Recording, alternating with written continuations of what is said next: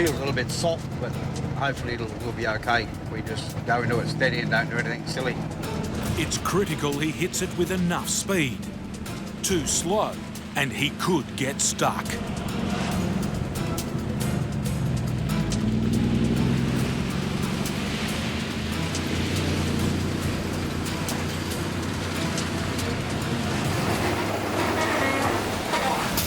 Trouble in Brisbane. 32-year-old Robbie Mackay is getting set for one of the most ambitious moves of his young career. Carting a massive house, hundreds of kilometres across the state border into New South Wales. For Robbie, this is uncharted territory. It's definitely the furthest we've gone in New South Wales, which is a nightmare all on its own. If we have dramas up here, I know who to call, I know who to talk to. New South Wales, completely different. If that wasn't hard enough, the house Robbie and his team need to move is a fragile, century-old Queenslander. So grand, it has its own name. And so big, it needs to move in 4 pieces. We got 4 trucks, 4 trailers, then we've got pilot vehicles, police, following vehicles, and then equipment vehicles. Like, with so many vehicles, it's always going to be a drama. With each section over 28 metres long and between 4 and 6 metres wide, hazards lie around every corner. There's low bridges, skinny bridges, traffic, and it's a house that ain't meant to be travelling, so they don't really like it. From Brisbane, the 4-truck convoy will travel more than 700 kilometres into New South Wales, to Boomerang Beach, where Winola's new owners are anxiously waiting. It was your idea, and I said to him, "You're freaking crazy. That's nuts. Like, that's just, no. That's impossible." Glenn and Bianca Wakeland are paying a hefty $80,000 to move Winola and complete their sea change dream. Yeah, there's a lot of nerves, a lot of anticipation, so yeah. Yeah, 100%. Back in Brisbane, there's also plenty of nerves. This has literally been like the most stressful permits that I've ever done. For Robbie's sister Ashley, sorting the paperwork for an interstate move is a minefield. Roughly, I'd say there's probably about 65 permits that have gone into this application. I've been doing this for 2 months. If you're missing something or one thing's wrong, they just say you're not going. It's driving me crazy. In the loading yard, tensions are also running high. This move is stretching Robbie's 19-man crew so far, he's been forced to bring in outside help. We've got Billy Chaplin, who's another house mover, good family friend, who his livelihood is his truck and trailer as well. Only problem, Billy's trailer isn't giving enough support to the fragile timber home, forcing Robbie's offsider Shane to lay in extra supporting beams. Well, the house is set a lot better now, so... But there's a price to pay. It makes it higher, which is a drama.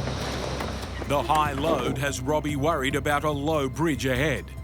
So she's 5'1", and we're 5 metres 50. Billy will have just 5 centimetres to spare. Just straddle the cat's eyes in the middle and just try and keep the wheels either side of the camber. Hit it dead centre and just go slow. For Robbie, taking the 50-year-old family business deep into a new state is a bold gamble. Play the cards you're dealt. Whatever happens, happens. Do the best you can, you know. Get it right, and he could bust a new market wide open. Get it wrong, and a door could slam shut for good.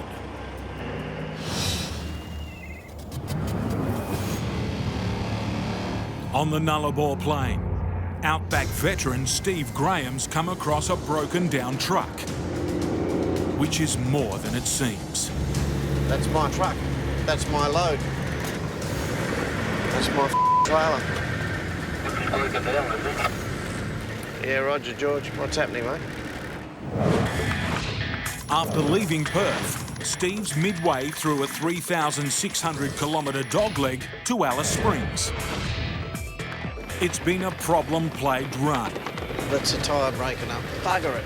With bad weather forcing him to take a route he prefers to avoid. Don't want to be down on the Nullarbor mixed up with everyone. On the busy roads, it's meant dividing his 3 trailers between 2 trucks for over half of the journey. Right out of my comfort zone, I'm hating this. To make matters worse, his other truck has just broken down.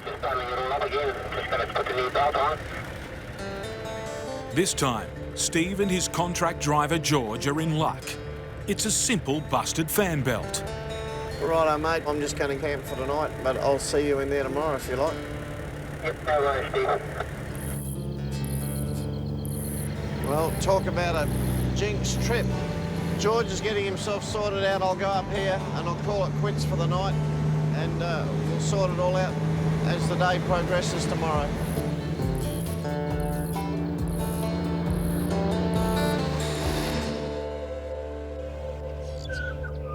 Here, dog. Come on. Next day, and Steve's run of bad luck is back. In the shape of new dog, Bella. You know, what can I say? The dog got to my hat. The dog's eaten both the bands off my hat, the inside and outside. I love this dog. But right now, a chewed hat is the least of his worries.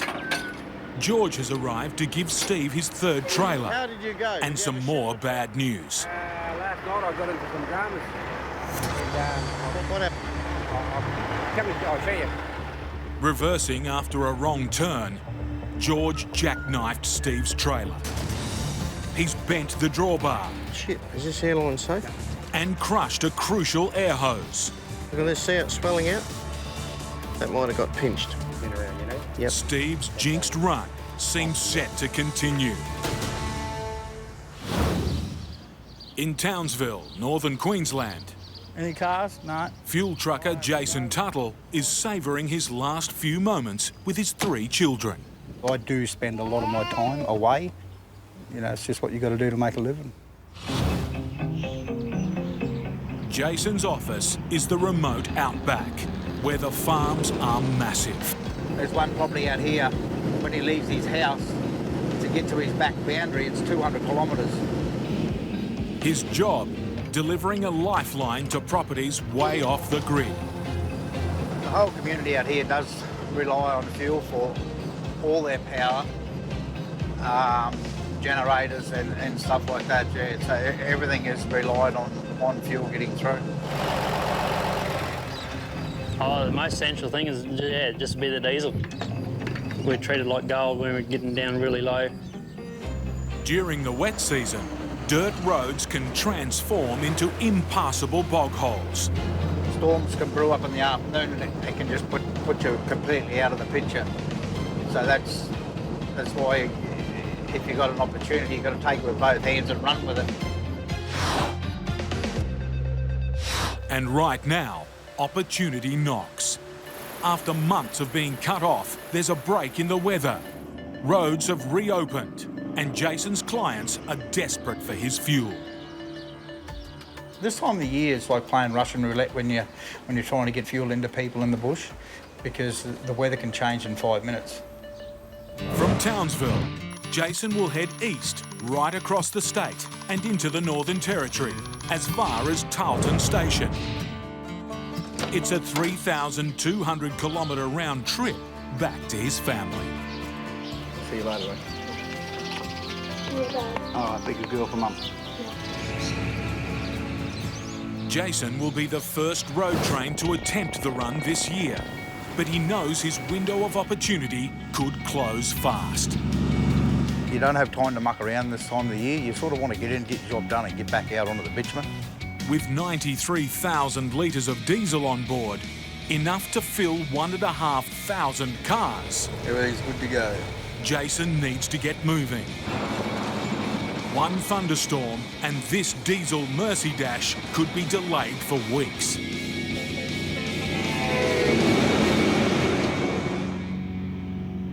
But just a few kilometres outside of town, gridlock. few pulled up here, so something obviously drastic has happened. All we can see from here is something's rolled over onto the left-hand side table drain, and they've got tarps up. Really can't see nothing. I don't want to walk down there and have a look either.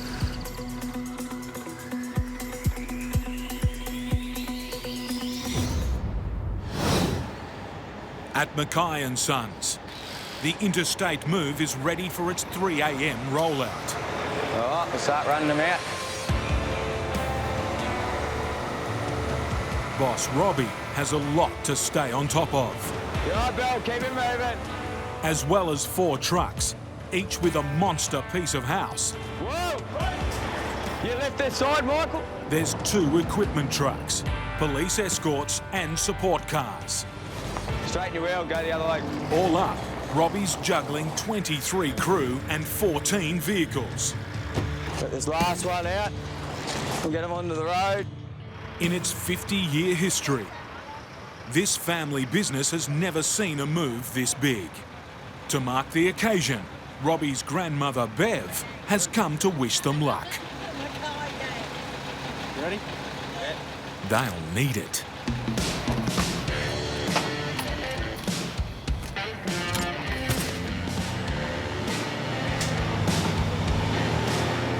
Just turn right at the lights, mate, and then we go up over the top of the highway and back on. Robbie's main concern now is to get to the border before daybreak. In Queensland, he's only permitted to travel at night. Once the sun comes up, they've got the authority to pull you over. But in New South Wales, he can only move during the day. We're not allowed in New South Wales until daylight. The plan is to get to New South Wales right on dawn, giving them a full day to conquer a tough 570-kilometre stretch to Boomerang Beach. The sun's up, we're nearly at the border, which is good. A quick stop to change police escorts. There you go, mate. I'm Robbie. Robbie, how you going? Good, mate. And Robbie can push ahead into the next state. In your truck, let's do it.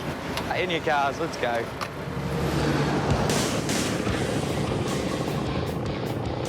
With a strict daylight curfew now in play, Robbie's watching the clock.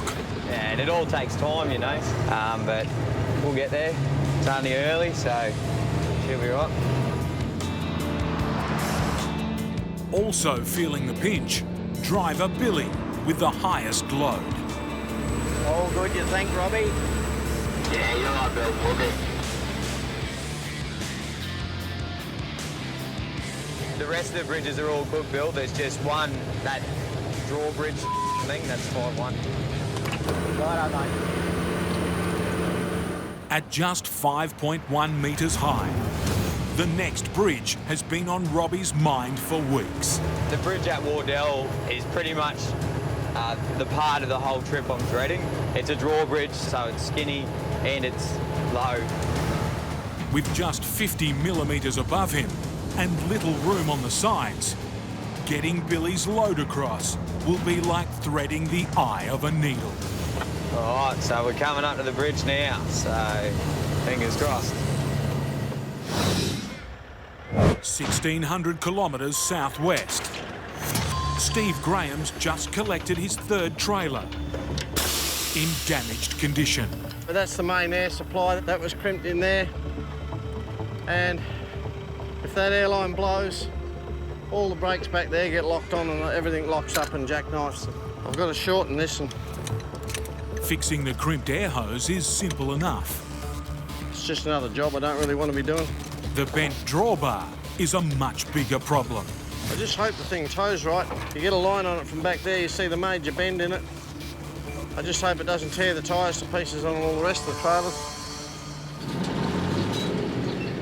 I'm bloody unhappy about that dolly drawbar, but you know, the stuff happens. The man's going to get it fixed, so we'll just run with that. But finally, Steve can get off Highway 1 and start heading into the true Outback. it is a nice feeling to be pointing north. I sort of feel a bit relieved now. I'm back in my country a bit, plenty of space around me. I've got a triple behind me, Plenty of Outback to look at. This is where I need to be. I'm back in my comfort zone.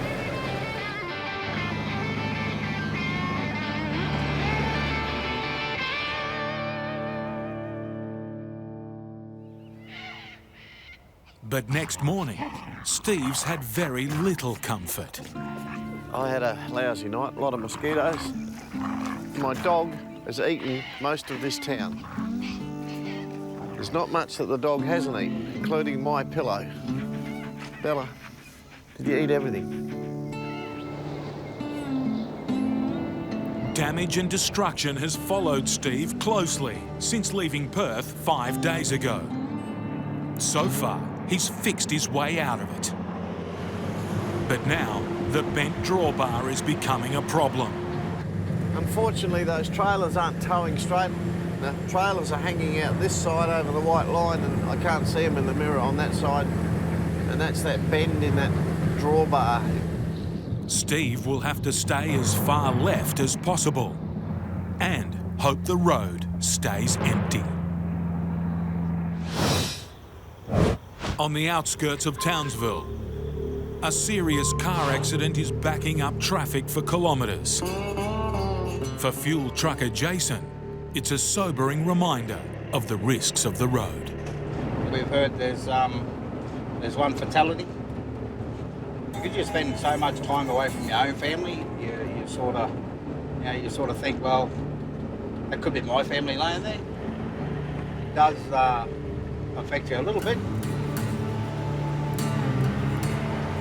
Jason's making an urgent delivery of diesel to a string of remote cattle stations.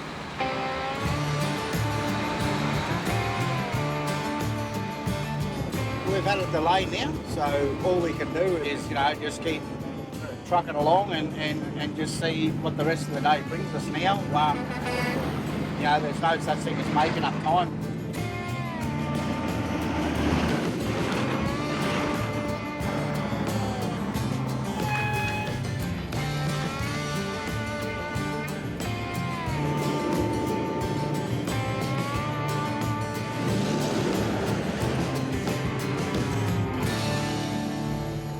After a day and a half of solid driving, Jason's reached the start of the dirt. There's been no road trains on this dirt road this year. He's the first out here. For 53 metres of road train, this is uncharted territory. Even though we've got dust still blowing up behind us, underneath it's still moist. We should be fine as long as you don't break through. But up ahead, a damaged section where another vehicle has broken through. Got a little bit of a dark section up here on the road. It could be a bit of a wet spot. Slow down now and Jason risks getting bogged. Time to floor it. As long as you keep your momentum going.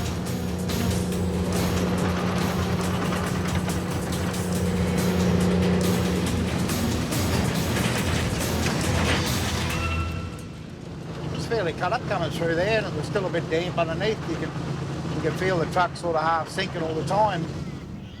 He's made it to his first fuel drop. Urandangi, population 60. There's a bit of relief there.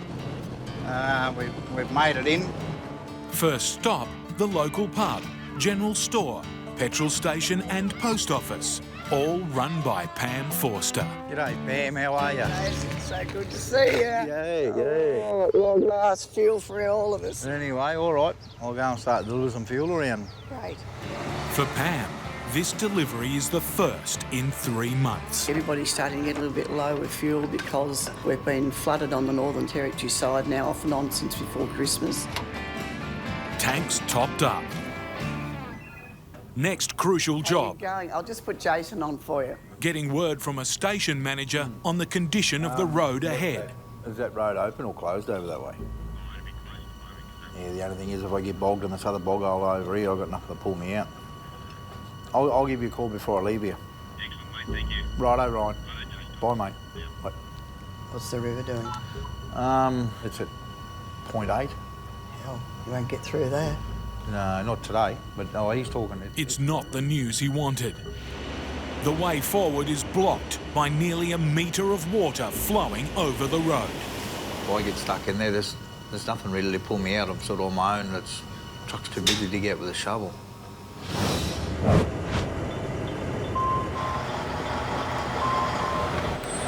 Pretty close, eh? Robbie Mackay's massive house convoy has reached the dreaded narrow drawbridge. Shane's cruising through. He's 150 mil lower than Bill. Next, it's Billy's turn with the highest load. Nice and steady, Bill. Keep it rolling, mate. You don't have a lot. He has only 5 centimetres to spare. The slightest bump in the road could turn this fragile 100-year-old house into a pile of firewood. Focus on the passengers going home. Are you alright? Just keep moving. You're on the passenger side and the driver's side, Bill. You're out from underneath it, mate. Nice and steady, wins the race. That was the one that we were worried about. But there's still plenty more worries to come. We've pretty much got an hour of single lane, like oncoming traffic coming at us. So this is, you've got to keep your wits about you. With the widest section of house 6 metres across, it chews up nearly 2 lanes. Frustrating drivers trying to get past. So we're in traffic at the moment, so it's a pain in the arse. One bloke will go for it and try and get round you, and then another bloke will follow him, so it gets a bit dangerous. Robbie pulls over to let the traffic jam pass. We got to get going, mate. Ready to go. 4 sections down, they're just starting to move up now. First one. It's one more delay he can't afford. Got to keep the convoy rolling. By the time you slow down, stop, and then take back up, it just eats through the time, you know, and we're pushed for time as it is. If we run out of time, we run into heaps of problems. Another headache I don't need. Robbie now has just 3 hours to cover 200 kilometres. Did you hear that? Sound like a tyre, eh? I think we just blew a tyre. We'll have to pull up. This needs to be a fast pit stop. Yeah. Yeah, travelling during the day, they get pretty hot pretty quick. They just tear open. Is the air still through to the trailer? But there's a problem.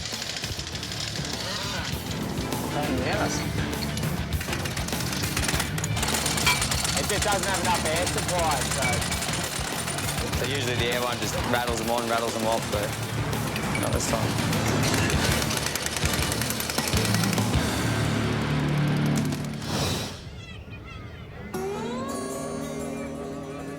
In the one-horse town of Urandangi, a flooded river has blocked the way forward for tanker driver Jason.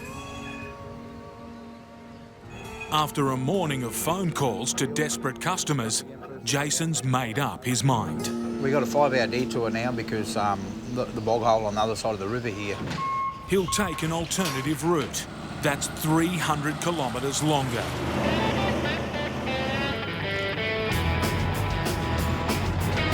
At the end of this detour, there's another river crossing. Jason's gambling it's open. Hopefully the water will recede down there pretty quick and we'll be right to continue.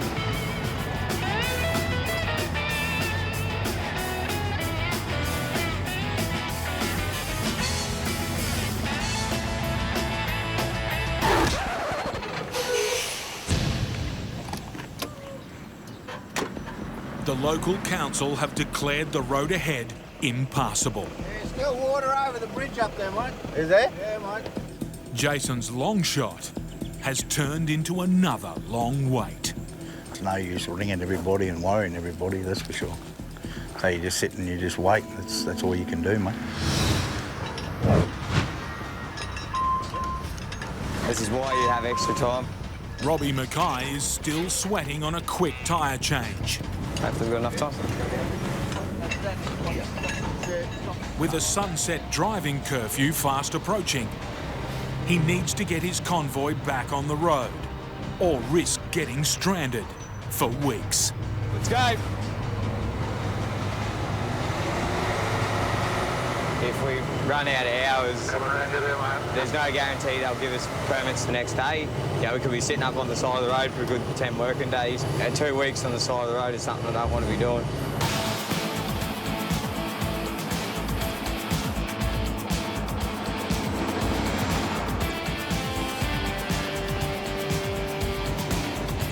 Robbie and his team are heading off the inland highway and towards the popular coastal strip. Yeah, it's a pain.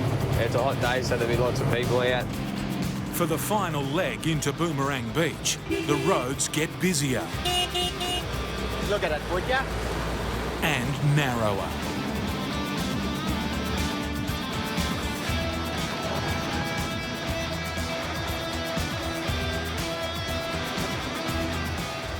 This is the block just here, so we'll just back them off the road. 5:30 on the dot. For new homeowner Bianca, it's an emotional moment. This is the biggest thing I've ever done, and if it all comes together, I'll be really proud of myself and my husband. Tomorrow the pressure will be on to put this house together and deliver on some very big dreams.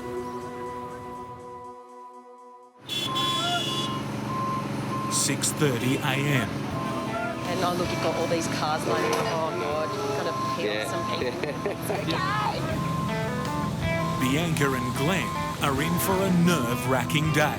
Got all faith in the boys, but yeah, we're just got our fingers crossed it all comes together. And Coming together is literally what has to happen. From 4 split sections of house, Robbie and his team need to create one. No mean feat on a block not much bigger than the house. That side up.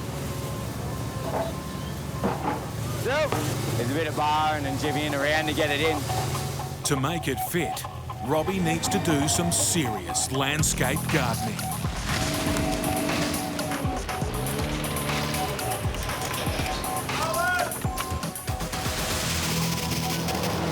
And now, some emergency plumbing.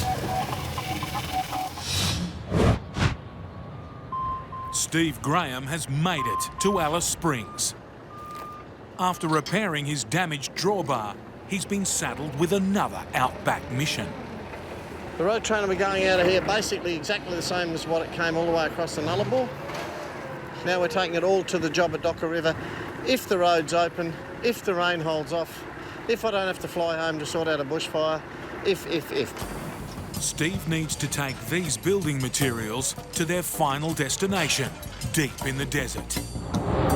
From Alice Springs, he'll head west to the tiny community of Docker River before pushing home to Perth.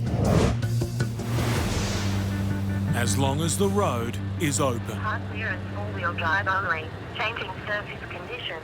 Motorists advised to drive with care. The road's in bad shape, but Steve still thinks he's in with a chance. The road is open to 4-wheel drive vehicles only. It doesn't state anything about nothing about weight, so I'm going, mate. I'm going.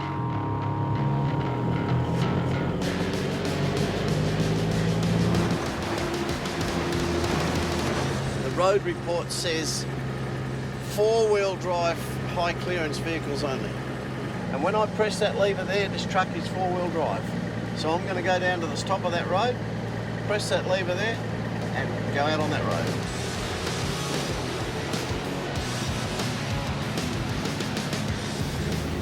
Dog, can you get off my bed, please? For Christ's sake. Get off my bed. That dog and I are going to have words shortly. As Steve gets closer to the start of the dirt, good news on the road signs. Well, there you go. Now that puts a smile on my dial. But the signs above tell a different story. I don't like the look of the sky. I've got a horizon that's wall-to-wall cloud now, and a big rainstorm over there. I just hope I can get on that road before any serious rain hits it, because I know that they will pull those restrictions as soon as it gets wet now. Like, this starts to get really nerve-wracking in this business when you get like this. I don't like it at all. Not at all. As the dirt begins, so too do the first drops of rain. This is scary. This sky is foul. There's huge dark clouds there.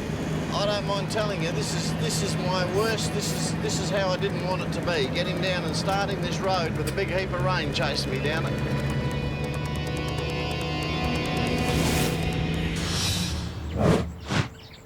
In far western Queensland, fuel trucker Jason has been stopped dead in his tracks by another flooded river.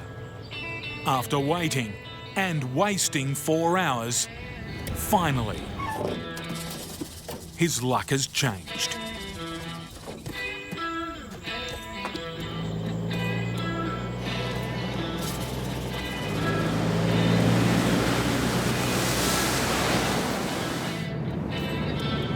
We're just coming up to the end of the bitumen on the Donahue Highway. Say goodbye to our hard black stuff and hello over to the different coloured rough stuff. He's on the dirt, and for the first time in 3 days, there's not a cloud in the sky. Jason can start thinking about offloading some fuel. The first delivery we'll do will probably be about 6 hours' time. But just as he's settling into a long, straight drive... Yeah, got you, buddy. News from a council worker. Yeah, the river's 600 over up there, mate. Oh, is it? Yeah, mate. Over half a metre of water on the road ahead. Too much for his truck to power through. This is what I said back there, mate. I said it's still open, mate. Yeah. Because I've been up here every day looking at it, mate. And Oh, it's not dropping fast. I nearly got caught up here the other day. I'll be back up in the morning. Yeah. And I'll check it out again in the morning. I want to go across before you fellas go across it. Jason's only option, wait some more. Next morning, and the water levels have dropped. Jason wants to go, but the council arrive, having checked the crossing. He's here now, so we'll see what the verdict is. It's below 0.4. It's touch and go. He's leaving up to my call to go through. So yeah, no, we'll give it a go. Jason's backing himself to make it across.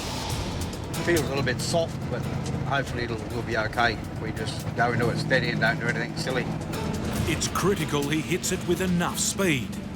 Too slow, and he could get stuck.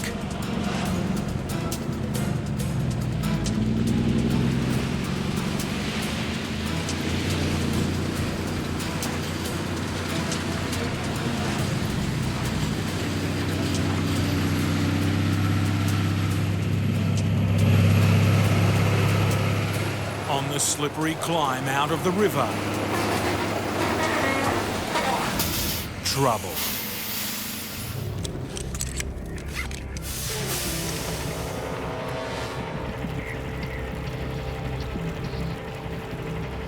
See, all this water up here is from people racing through here fast in cars, carting the water up the bank. But I come through too slow. I come through with a bit more pace.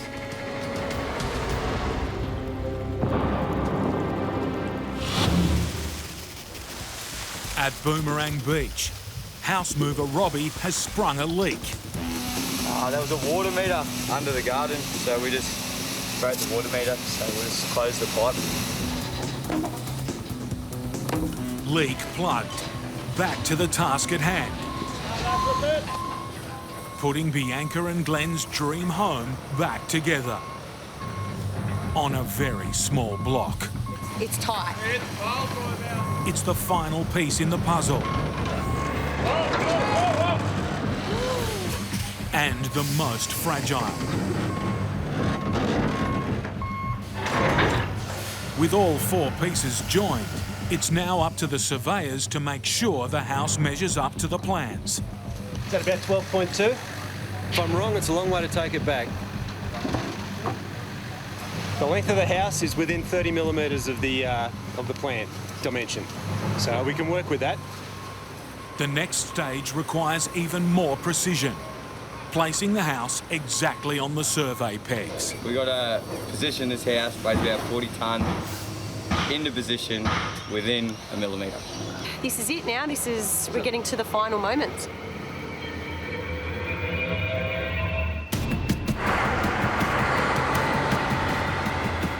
Coordination of the trucks is vital. Go left. Yeah, no, I can't go anymore. With the full 40 tonnes of the house now riding on just 2 trailers, the smallest miscommunication could tear the house apart.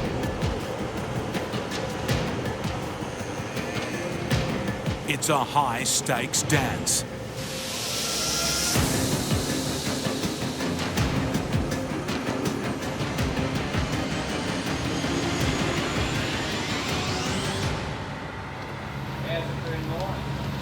Yes, you are on.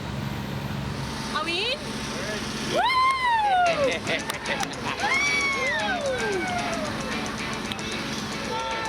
Good work, buddy.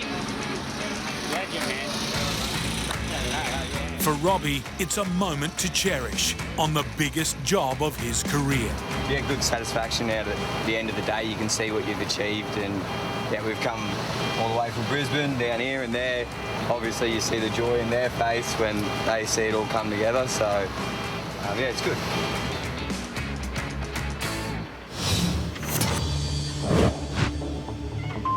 Jason's Mercy Dash is stranded in a flooded river. It's a rare low point in 20 years of trucking. This is probably the second time in my career I've ever been stuck. After a frustrating hour, a local station owner arrives with some serious pulling power. Jason's relying on the stiff bar to hitch up to the grader. There's just one problem. It doesn't fit. I got a chain there. How big a chain? Not big at all, and far from ideal for pulling 130 tonnes of bogged road train.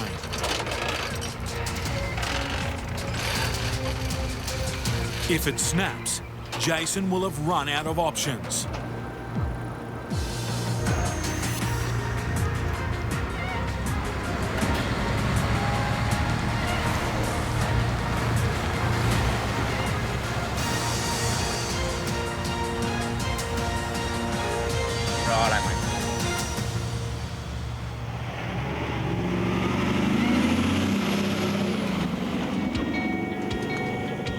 A rough dirt road never felt so good.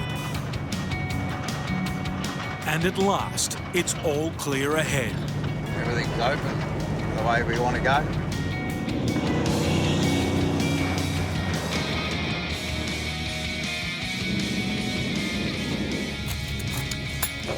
Finally, he's made it to his most remote customer. It's always a good feeling to start delivering some fuel and... Hey, mate, how you going? So, both these tanks? For station manager Peter, it's a massive relief. Pretty urgent for it. Been missing the last couple of runs. 16,000 litres of black gold. Makes you feel good every time you can do a delivery in the wet season. Job done.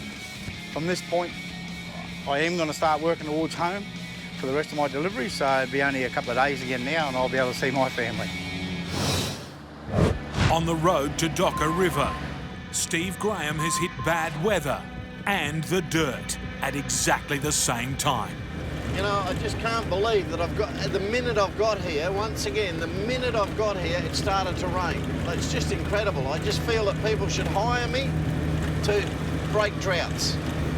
For now, the storm is holding off. But further ahead, the road is showing the scars from another downpour. Oh, look at this. There's been a lot of water on this road. A washed-out riverbed strikes the first blow. I was going through a dip in that river there, and my truck was like that, and it's bent the top of my dryer, a receiver dryer, and that's really serious. If I bang a hole in that, I lose all my air. I'm buggered.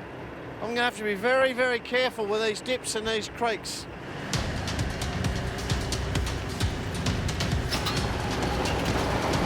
That looks like another triangle on the road, so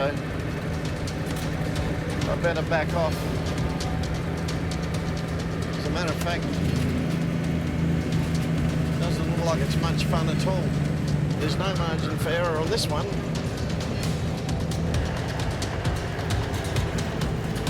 I hope it's not like this all the way. This is going to be a long, slow trip if we've got to put up with this all the way. And of course, if there's more rain on here, I've got problems. I've only got about 100 k's to go, but it's a scary 100.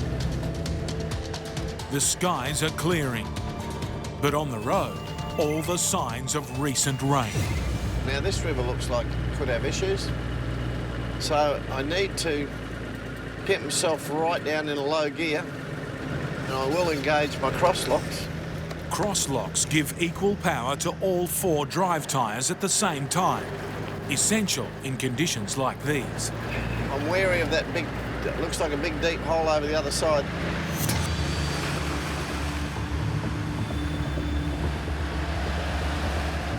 It proves no match for Steve and his truck. But the next bog hole is much deeper.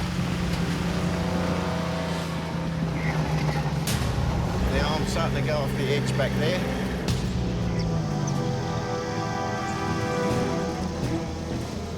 Come on, truck, come on. Got a massive pile up of dirt back there under my...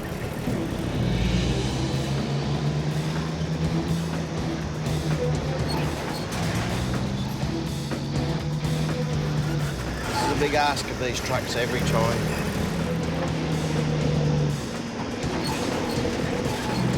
My big worry is when that drops down in the hole that it doesn't fall over. That's a big, big hole there. Bugger it. Might have to get the shovel out. Stuck. 100 tonnes of road train. 100 kilometres from help. An engineering yard south of Adelaide. This hole is smaller than the other one. Oversized expert Mark Cromwell. And then it goes up. Has a lot on his plate. It's getting rid of all this first before we bring more stuff out. His mission: deliver an $8 million power plant with 3 giant units to a tiny island in the western Pacific Ocean. You just have that many sleepless nights just thinking of what could go wrong. From Adelaide, he must take the power plant 7,000 kilometres to Weno in Micronesia. For its 14,000 inhabitants, it will mean electricity 24/7 for the first time. But getting it there will push Mark and his team to breaking point. How long has this been like that? Step 1, truck the power plant from the yard 45 kilometres to Port Adelaide, where a ship is waiting. Try and go straight under. They didn't listen to me. If Mark's team don't get it there by tomorrow, you might have wanted to go that side of the building. Their permit runs out. If this doesn't go to plan, we don't get all this done. We've got to wait another week. That means the boat stays there. We pay that boat $20,000 US per day to sit at that wharf. 10 o'clock. 3 monster loads must be lifted onto Mark's trucks. Start setting up all these hydraulic lines. And this heavyweight challenge just got even harder. Someone's run over it. A crucial piece of loading equipment is broken. Ridiculously careless. Who knows what I get when I get out there? I don't know, but I've got to get moving. Over 1,400 kilometres to the north, Outback veteran Steve Grahame has gambled on making it across the recently flooded Chukaruru Road.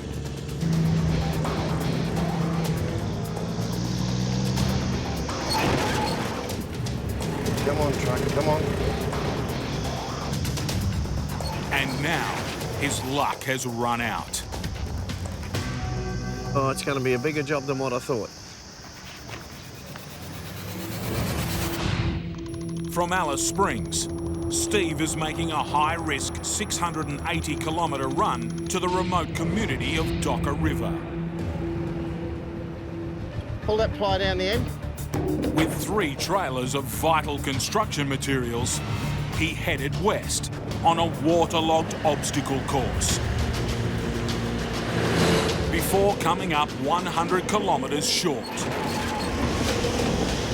That's just a solid big brick. That back trailer weighs 36.5 tonne. The middle trailer probably weighs the same. It's good news. There's no crocs. Also looking on the bright side, Steve's new dog, Bella. The dog enjoys being bogged.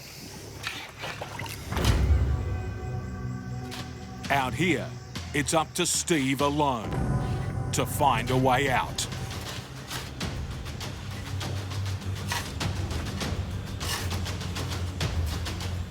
And with one trailer dangerously unbalanced, he needs to work fast. That is starting to be a bit of a scary angle. That's my concern, that this trailer doesn't fall in there and fall over. Luckily, he's got an escape plan. I'll let a bit more air out of these tyres.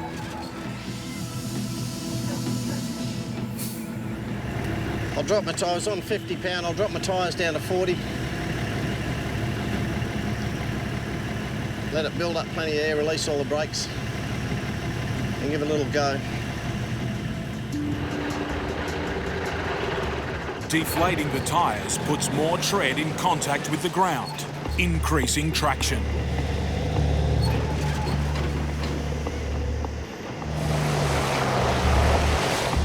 Still not enough.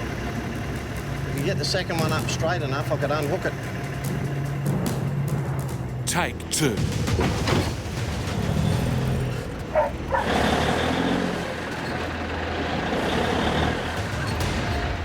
I'm going to rip the clutch out of this truck if I keep doing what I'm trying to do.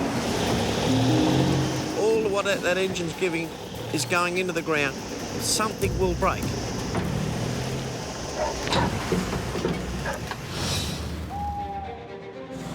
Tracking is my life. I think it's in my blood. Half a continent away, in Sydney, Mick King has an urgent pickup. We generally carry building materials. This is completely different to what we normally do. At Port Botany, a 50,000-tonne container ship is about to dock. And the 25-year trucking veteran will be there to meet it. Ready for the biggest challenge of his career. We've done a lot of homework on this, and a few little butterflies. We're just hoping everything comes together. For his customer, Rob Clifford, a nervous wait is almost over. Lowering the crane down now. At some point in the next 10 minutes, you'll just see it being lifted straight out of the belly of the ship over the top there.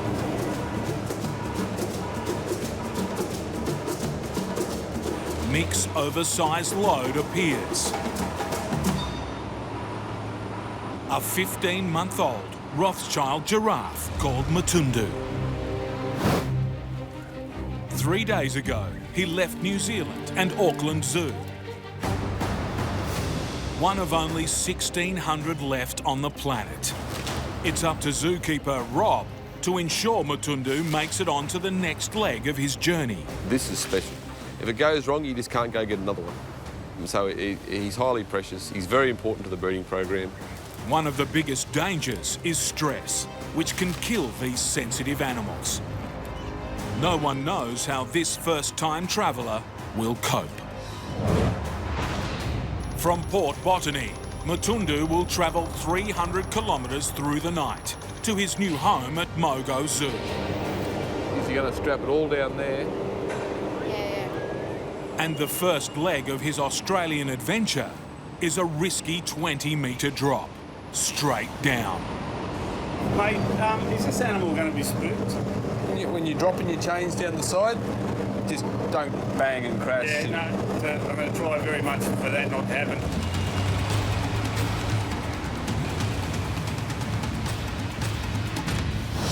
We need to get hold of someone. Mark Cromwell's epic power plant delivery has suffered its first setback. There's someone to run over it. A broken jacking system needed to load 3 giant units weighing 187 tonnes. We've only got one limited window to get all these down to the boat. Mark calls in a backup hydraulic pump.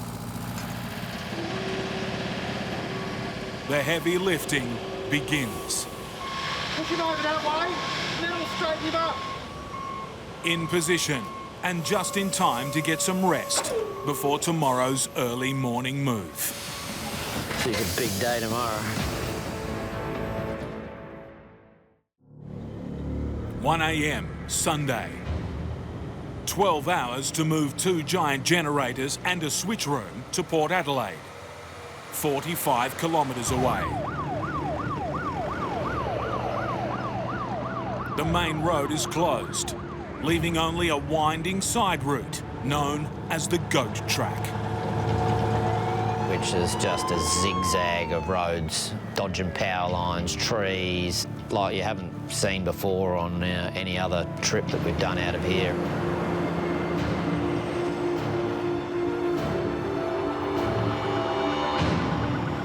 On Don Bradman Drive, Mark and his load are getting smashed for 6.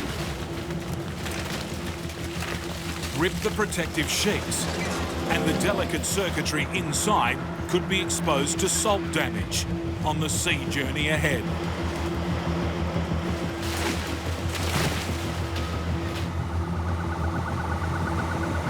We are moments away from glory.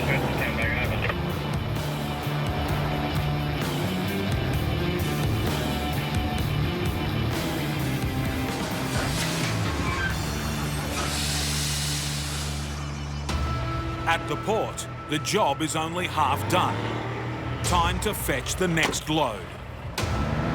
But suddenly, the police escort takes off. Where are they gone? Without it, Mark can't move until daylight. I don't want to be here for weeks and weeks. On the road to Docker River, Steve Grahame is trapped, with a truck just a few revs from breaking point.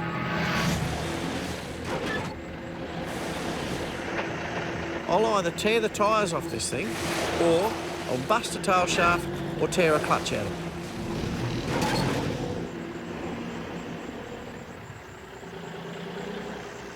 it. Back trailers are stuck, they're just dead weight, stuck in the wet sand. With no way to call for help, getting out of here will come down to one man and his know-how. I've got to ease the load on. So I'll drop this back trailer. That's nearly 40 tonne. I'm not trying to pull through the water if I can get it unhooked. Pulling the trailers free one by one will take longer, but put less of a strain on the truck. Now Steve can adjust his line of attack. I'm going to try and pick this trailer up on a different angle in new wheel tracks.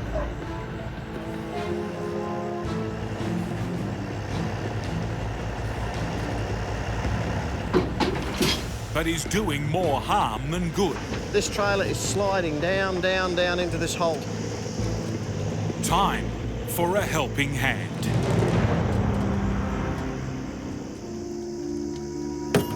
He's usually locked in his dark little cave in here. Serious, bad chain.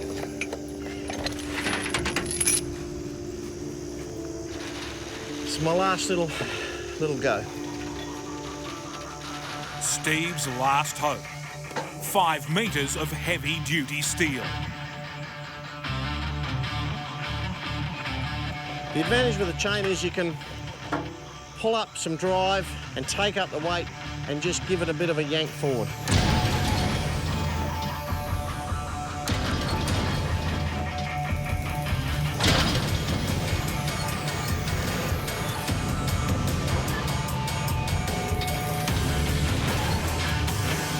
One down. You might see a smile when the next one comes out. Just the tipper to go. To be fair to say, that last trailer was difficult. This one's dangerous. Hit the steep sides of the bog hole, and this rescue attempt could be all over. I've seen tippers fall over in mud holes like this. This one's scary. We probably will put it against the headboard. That should be right like that. At Port Botany in Sydney, Mick King is about to meet his new passenger, the 500-kilo giraffe, Matundu. But first, this fragile animal must be gently loaded onto the truck.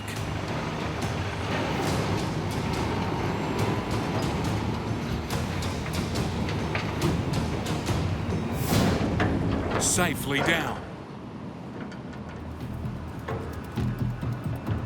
But zookeeper Rob is still worried about his new arrival. If it's open, leave it open. Leave it open, then they poke their heads out. If they can see what's going on, they don't freak out too bad. But he's just frustrated. Who are these people? Things moving over his head. We just need to get on the road. I'd say the giraffe would have got scared because it scared all of us.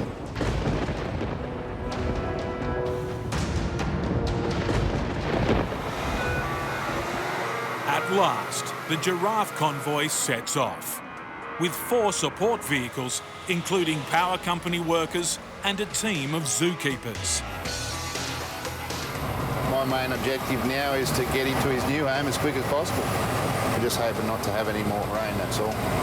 We're going to lose a bit of visibility and we need to be able to see up on top of that crate, at least to get under these low bridges.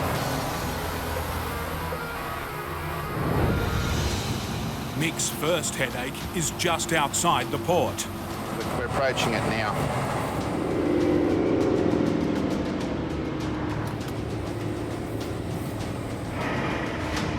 He has just 30 millimetres of clearance, and only if he picks the right line. The dead centre of the bridge. You're going to be very tight.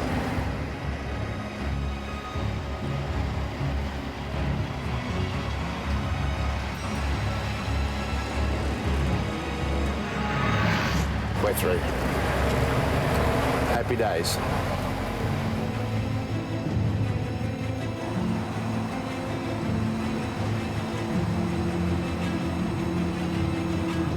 But around the next corner, another even tighter squeeze. Down the end of this, there's some power lines these guys have got to check. Yeah, mate, yep, okay.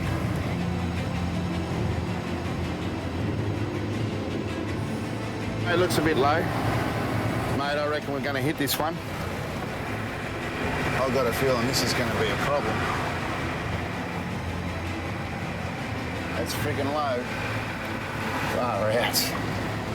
Mick's passenger is also checking out the power lines. And then Matundu does the unthinkable. He takes a bite. We had to wait till daybreak so that we could head back. Adelaide, 5:30 a.m. After being abandoned by police escorts for 2 hours, Mark's finally on his way back to the yard, looking for answers. Come out, there's no cops, so we're about to park up. Okay. Yeah, see? Look. A breakdown in communication. Now the pressure's on to make it back to the port with 2 more monster loads. The Webby at the bridge will stop and just lower it right down. Mark's got the second 65-ton generator. Behind him, Ralph, with a giant 5.7 metre high, 4.3 metre wide switch room. Living the dream on a Sunday morning. Since making this drive 6 hours ago, the road has changed dramatically. It'll be really slow, then people will just start getting angsty. More cars. And more impatient drivers. No, do not. Oh, no, she's going for it. She's going for it. Come on. More people usually means more dramas. But now a much bigger hazard looms. A low bridge, just 5.6 metres high. Mark scrapes under, but at 5.7 metres, Ralph is set for a tighter time. The only way forward is to drop the hydraulic trailer lower than its safe driving height, exposing the undercarriage to damage from the road, which is exactly what's happened. Just locked it up.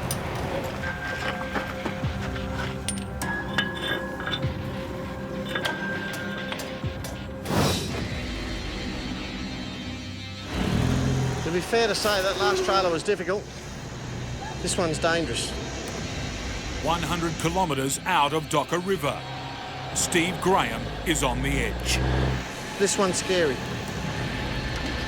He's hoping his heaviest chain can pull the tipper free.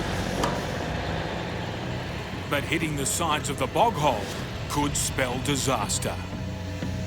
It will just go plop on its side. There's one other option. It's trying to pull it straight in the hole. I've got to pull it in the hole so it stays level. Rather than go around the water, go straight into it. Here we go.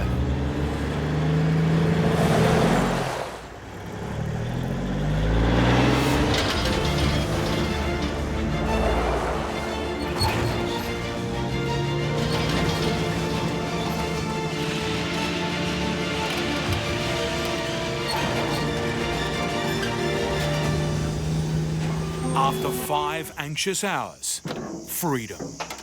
When you get out of a mess like that all by yourself, it's, you know, it's not without a sense of satisfaction. I'm going to get on with it, put this whole thing back together again and go deliver some freight. But there's one final obstacle in Steve's path. I don't need a bloody snake coming out and biting me right now. I can't believe he turned up after it all. Brown snakes are responsible for over half the snake bite deaths in Australia. That's it, skedaddle over there. Someone once told me you got about 4 minutes if you get bitten by one of them.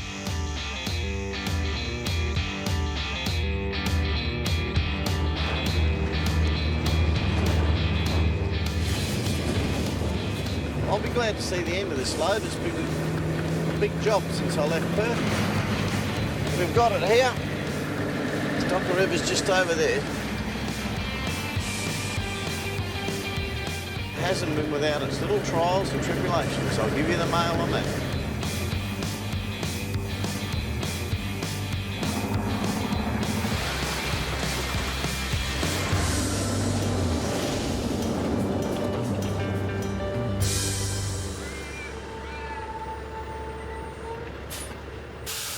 Just pull it back and just... Thanks, mate. That's it. Thanks, Cobber.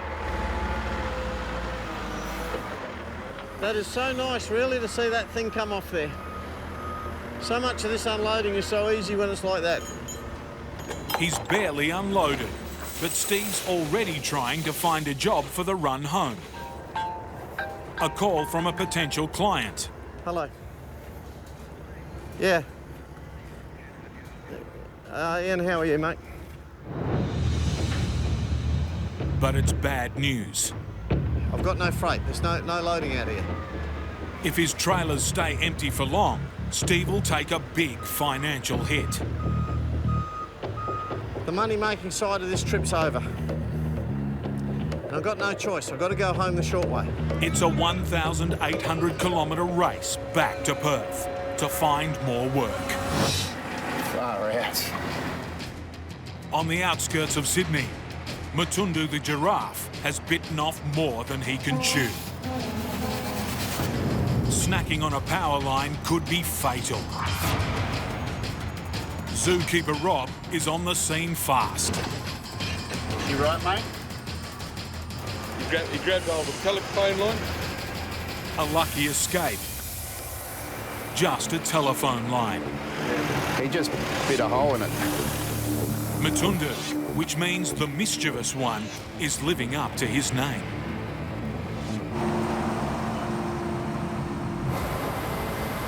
Got a real fright. Thank God it wasn't a power line, or he could have been all over. It doesn't take much and we've got problems. We're not out of the woods yet, obviously.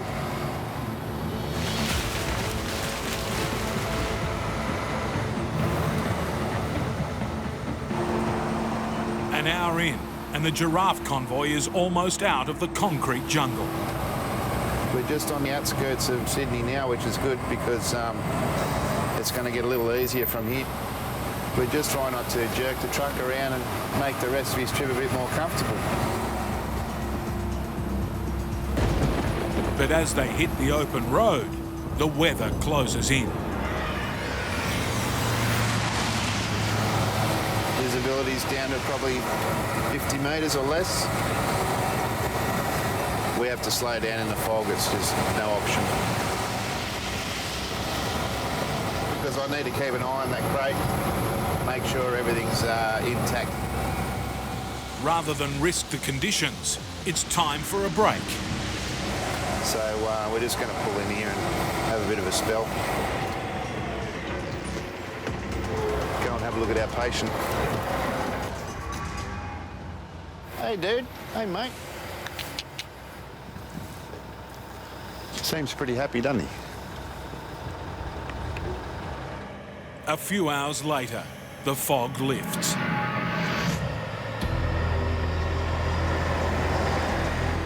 Along with Mick's mood. I'm feeling a lot more relaxed this morning.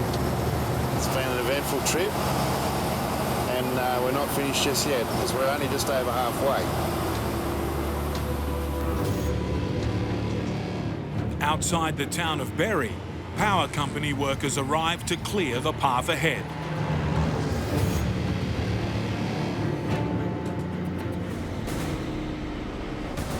I'm concerned about the time we're getting held up a bit. The permit for this job only allows Mick to drive until 8 a.m.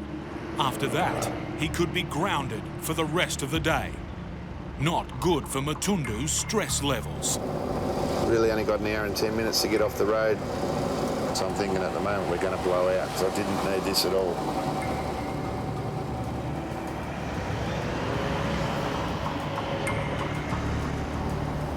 It's not good. We're going. In Adelaide, a damaged brake booster has put the skids on Mark and Ralph. With only 4 hours left to get this oversized switch room into the port, they need a quick fix.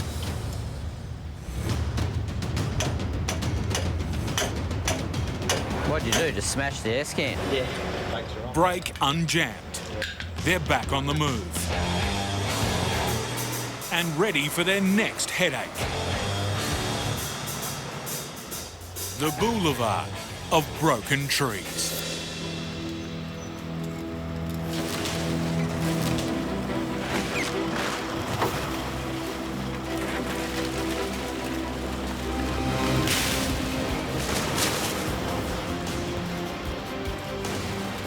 Ralph's 5.7 metre high load is getting savaged.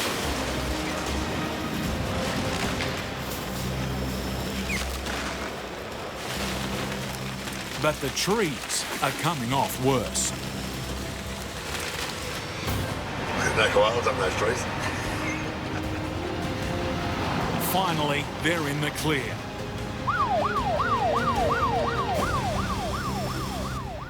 And the port is in sight.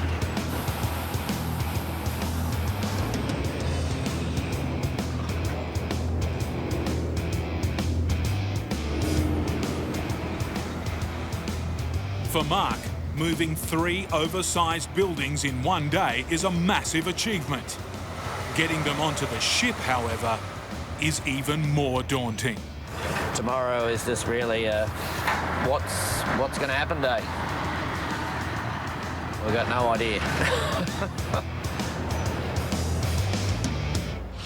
The money-making side of this trip's over. I've got no freight. There's no loading out here. In Docker River, veteran trucker Steve Grahame is in a hurry to make it home to Perth and find his next job. But after a day soaking in a bog hole, he's not sure his truck will hold up. This truck's been through a lot. All of this stuff was underwater yesterday, so I just had a bit of water squirt out of that one. I'll just whack a bit of grease in my drive line. I always work on the theory if they're full of grease and there's a whole heap of water down the road, the water can't get in. Get everything right, sit back, turn the jukebox on, listen to Slim Dusty, and have a good run home.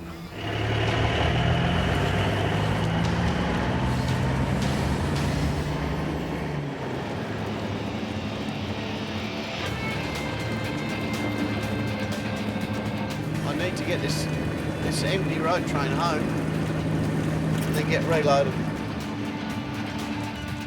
Steve and his truck are ready for the worst. But so far, so good.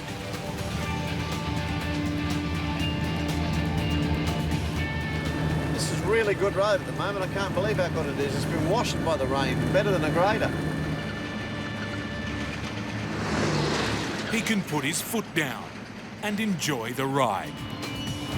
And out here I've got a big blue sky when it says you've got clouds out, red dirt, and now I've got this really nice green everywhere. It makes it, it's a pleasant way to pass the day. But not for long, with a washout lying in wait. I mean, snuck up on me.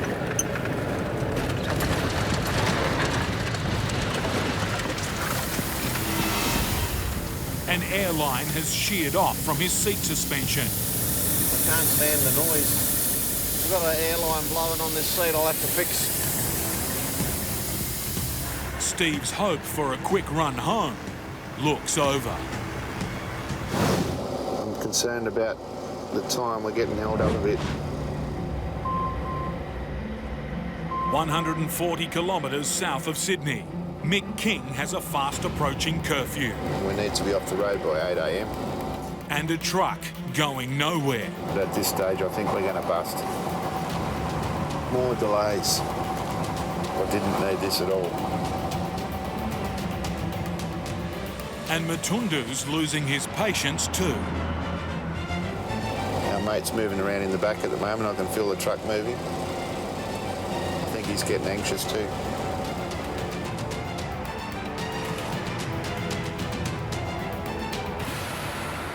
With the wires finally cleared, Mick's desperate to make the 8 a.m. deadline. Righto, Pop, we'll see if we can make up a bit of time, mate. We've got to keep pushing on, bud. Yep.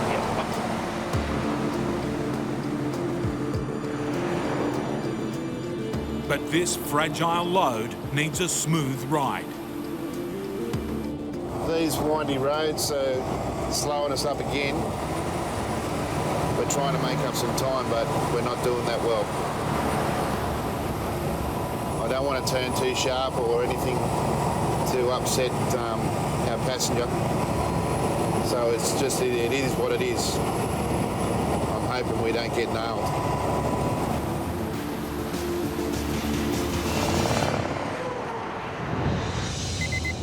There it is, that's 8 o'clock. Time's up. But taking an exhausted giraffe off the road for 24 hours while Mick tries to get another permit isn't an option. We're officially running hot. He needs to buy some time from the traffic police. Angus, Mick, mate. How you going? We're going to be, I don't know, maybe half an hour late or something. I'll stop the northbound traffic, mate, so you get a run through. Okay, thank you very much, mate. Bye-bye, Angus. It's for a good cause. A little bit of leniency. Who's going to pull over a giraffe?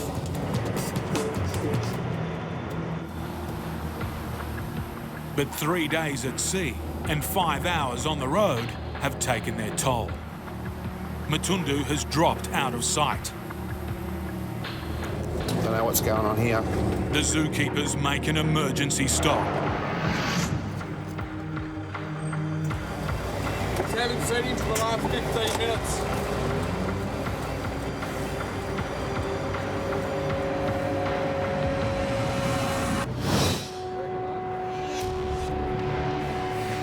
Nervous start. That's always ugly at the beginning of these things. In Adelaide, it's game day for Mark Cromwell. 24 hours to load the giant parts of a power plant onto a waiting ship. First up, the 57-ton switch room. Smooth enough. But down in the hold, Mark's getting a sinking feeling. We got about 700 mil. The space is smaller than expected. The rest of the cargo will have to be packed millimetre perfect.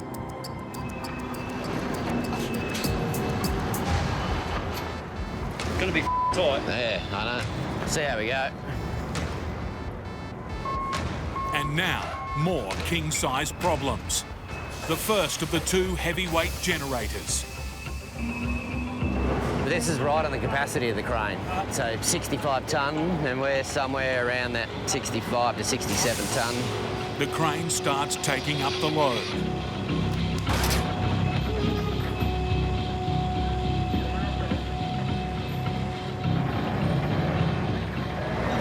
Tonne and still not moving. You can hear it. Just lift off. Oh, here it goes. She's spinning.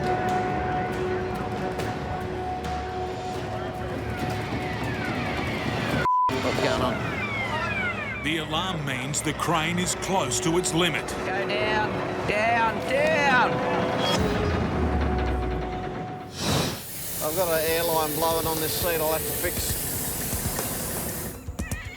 A busted seat suspension has stopped Steve's race home.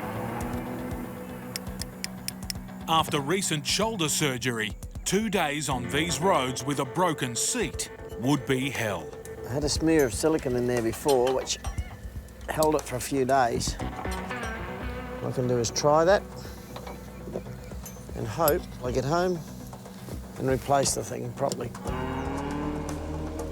My dog thinks trucking is fun.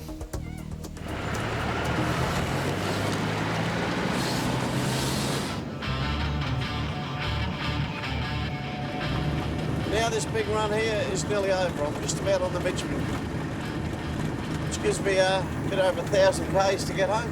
Should be home tomorrow night. On either side, the remains of the downpour that closed this road a month ago. It's amazing, so much water. And forced Steve to take a detour into the unknown. He left Perth 2 weeks ago. I don't want to be mixed up with everyone. Unsure about his new route. And I'm hating this. Or his new sidekick. The dog got to my hat. The dog's eaten both the bands off my hat, the inside and outside. He drove straight into trouble. Yep, that's a tyre breaking up. Bugger it.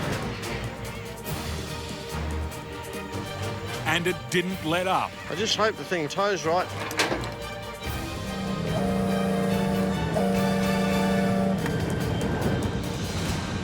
But an unfamiliar 6,000-kilometre journey has a familiar ending. I'm on the edges of Perth. Perth over there. Steve can't relax just yet. I spend most of my life assessing camel tracks. Could be camels on the road. Washout, rain clouds. And now here, it's just a completely different ball game. Learner driver. Tradesman's ute, can't see out the mirrors. Slow-moving truck. It's just a whole different ball game, and you've got to just readjust your head completely to deal with it. All right, well, this is it. I take this one home, and I might have a coldie and say good day to the missus. I'll say good day to the missus and, get the order correct. But you know what I mean. I'll be home, and the job will be done.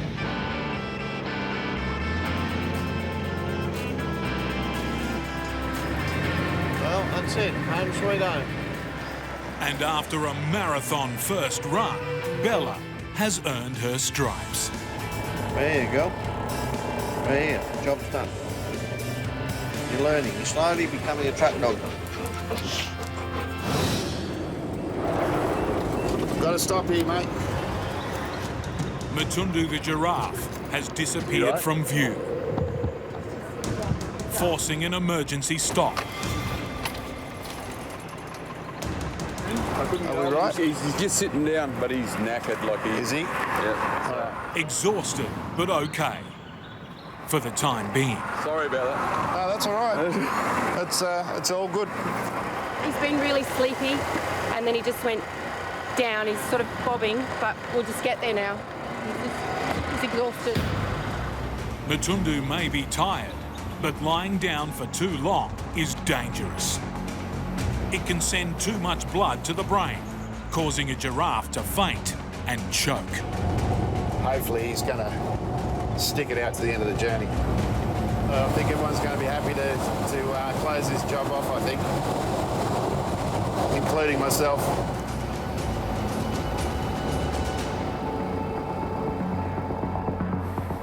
Up ahead, a narrow bridge, which could mean more delays.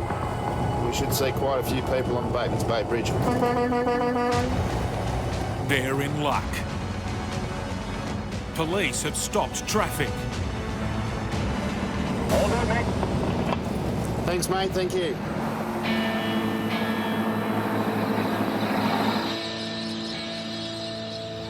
After 6 hours on the road, a welcome sight. We've made it. We've made it.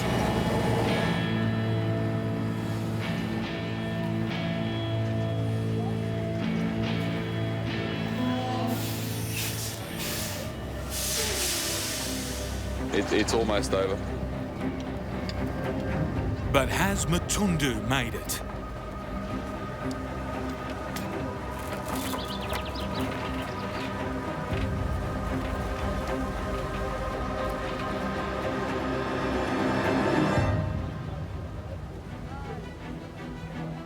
It's been an exhausting 2,500 kilometre journey, but finally,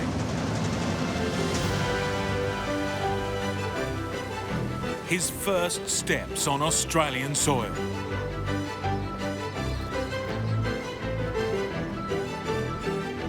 Home sweet home.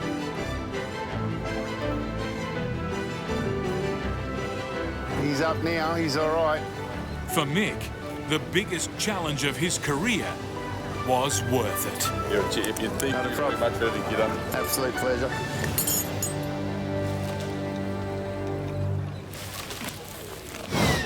Go down, down, down. In the port of Adelaide, 65 tonnes of spinning generator is pushing a ship's crane. 4 men and Mark Cromwell's nerve. I'm slightly paranoid. To their limit. Oh, looking forward to it being over. Back under control. Next piece of cargo, the prime mover. It needs to sit perfectly on this customised lifting frame.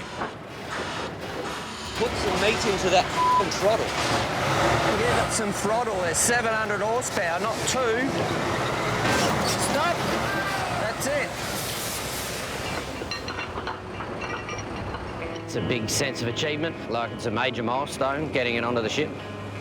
But Mark knows a much bigger task lies 7,000 kilometres across the water. In Micronesia, Mark and his team will have to unload the ship with no help, truck its fragile contents across a developing island, then put it all together to make electricity. When it comes to outback trucking, this is way out back. The job has only just begun. 4 new rips on this side. In blustery South Australia, Kurt Shepherd is at breaking point. Sake. And so are the covers protecting his load. She's starting to shred now. rip free, and the load will be at the mercy of the elements.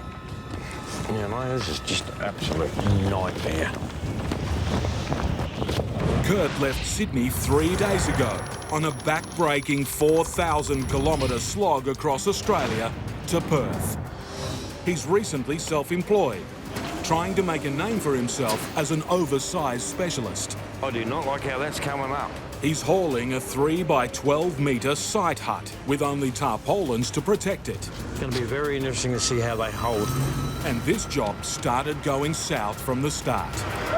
We're stuffed, so I need a couple of police cars to help me get out. He escaped the city, only to run into trouble on the open road.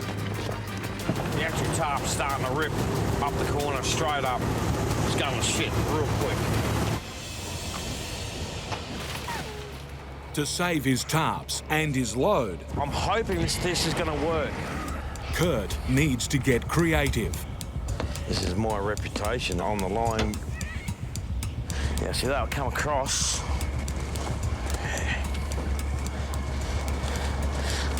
I reckon that'll work.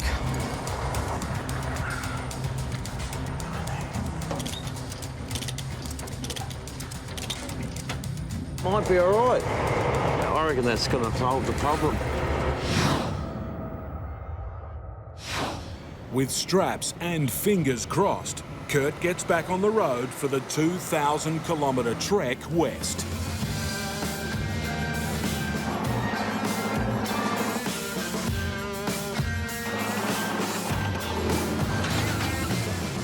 But Kurt's patchwork repairs are about to get the ultimate test. The Nullarbor Plain is 200,000 square kilometres of treeless, wind-blasted wilderness. I can feel the wind up against the trailer. Gusts hit over 100 kilometres an hour. Kurt's crossing at the windiest time of the year. We might back down to 85. Up ahead, a truck that's already felt the full force of the Nullarbor. Oh, mate, the wind's pushing me back. Yeah, it's gotten stronger, I think. The driver's carrying a site hut for the same client as Kurt. But his tarps are gone, ripped to shreds by the wind. Up close, Kurt can see the extent of the damage. See, that's what's concerning me, because there's debris flying out of his truck. This is not good. Kurt and the other trucker, Les, decide there's safety in numbers. We're going to stick with this other truck. We're going to sit on 90 and see how we go. Driving in the slipstream shelters Kurt from the headwinds. But now it's time to give Les a break. Yeah, mate, I'll lead for a bit. The wind is just ripping it apart. As you can see, it's lifted his carpet up. It's not looking pretty. As soon as Kurt hits the front... we've already lost that strap. Oh, yes. See how it's blowing out all on the left-hand side? The wind makes quick work of his repairs. Yeah, matey, I got to find a park to pull up. Mine's all gone to very quickly. Wind's picked up again. Yeah. So she's gonna shred very, very, very quickly. I don't know what to do. I really don't. Brendan Farrell, aka Bumper, is an Outback trucker who hauls hay for a living. But tomorrow, with 19 of his mates, they'll do it for free. I'm just steering the ship. But all these other blokes, they make it roll.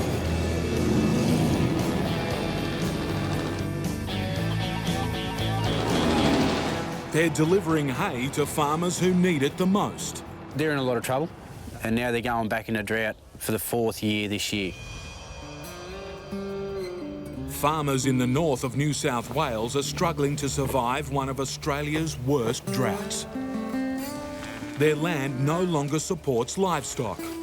Animals are dying, and families are going broke. 700 kilometres to the south, Bumper lives with his wife Sharon and their 2 children. He knows all too well the value of a helping hand.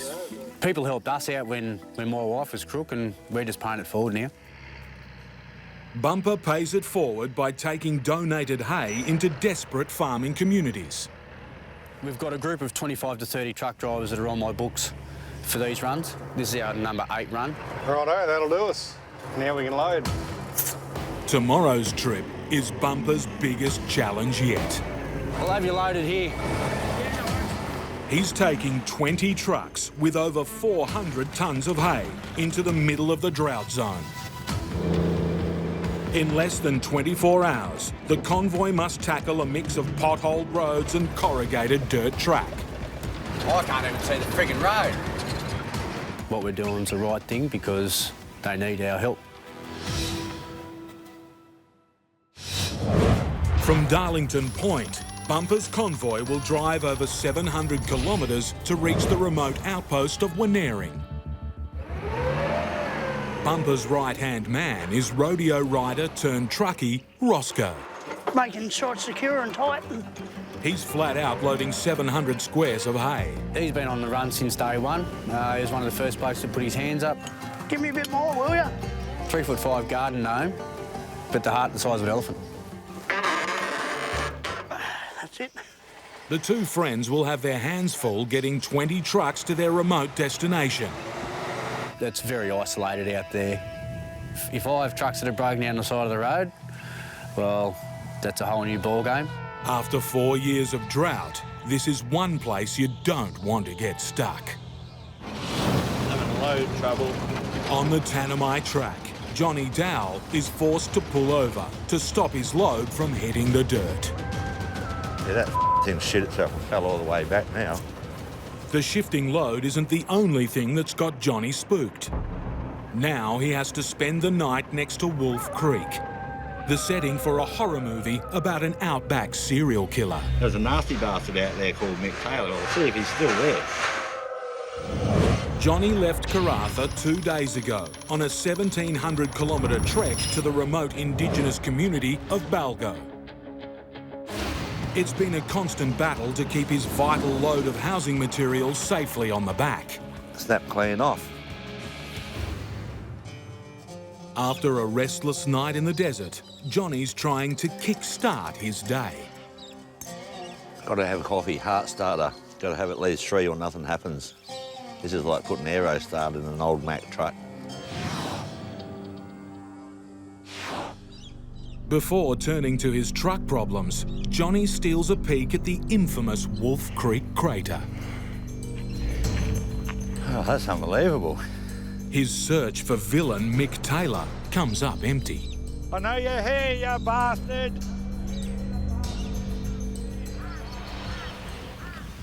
Now Johnny has his own horror show to deal with. The stacks of frames are loose and unstable. He needs a forklift to rebalance them, but all he has are the straps. And they're running out fast. I reckon I'll have none left when we get there. See how that goes. I think we're about 60 k's in out of 350.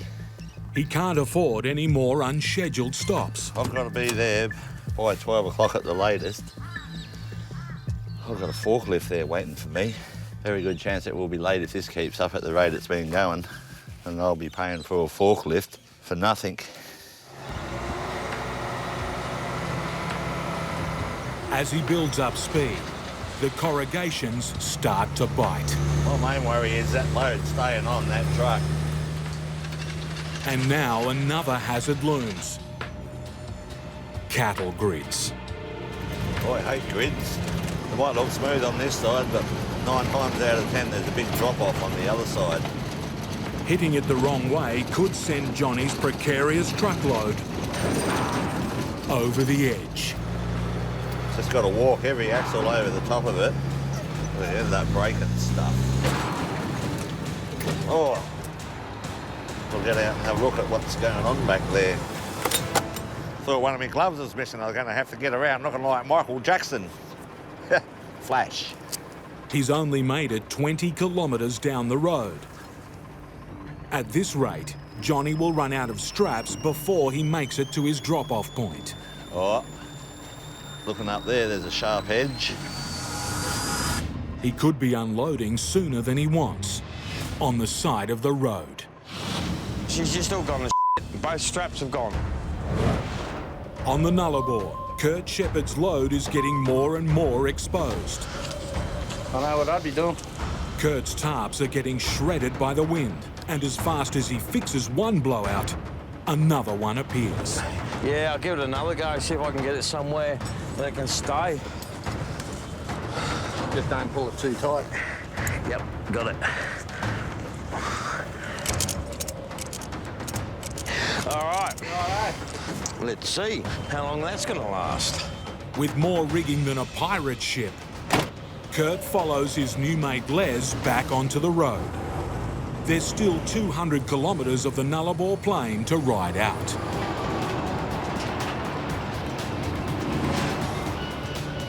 For Les and his nephew Connor, it means another pounding for their unprotected load.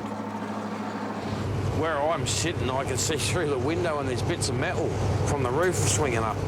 As a new owner-driver, Kurt can't let his load meet the same fate. You need people to spread the word that you're a good operator. You take care with the load and you try and do the right thing. That's copping a bit of a battering. The wind is actually getting into that gap and then running on the inside of the tarp. I've done everything in my power to try and save the tarp. There's not much more I really can do, you know, and that's being honest. The duo limp across the Western Australian border, where the Nullarbor Plain and the worst of the winds end. But they're not in the clear yet. Kurt has driven straight into a roadblock. They're directing us in. We've got transport, we've got everybody. Police and transport inspectors are checking that vehicles and drivers are fit for the road. Require one long breath into the mouthpiece, please. Stop. Thank you. Not a problem. Once he moves up, just go to the front of the cones and main roads. We'll have a look over. Yep. Thank you. No worries, mate.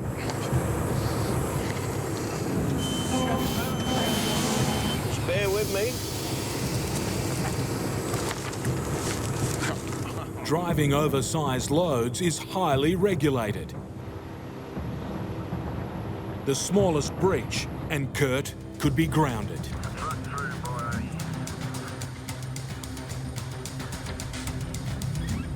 Yeah. So this permit's not valid? So I'm in the shit then? Well, what we'll have to do is light it up and park in Norseman until you get it organised. Kurt's got 2 days to get to Perth. But for now, he's going nowhere. In Darlington Point, it's an early start for Bumper Farrell and his 20-truck convoy. Now, it's going to be a big day today. Let's go up there and drop this hay off and show those farms out there we're still caring for them as well. All right, boys and ladies, let's go.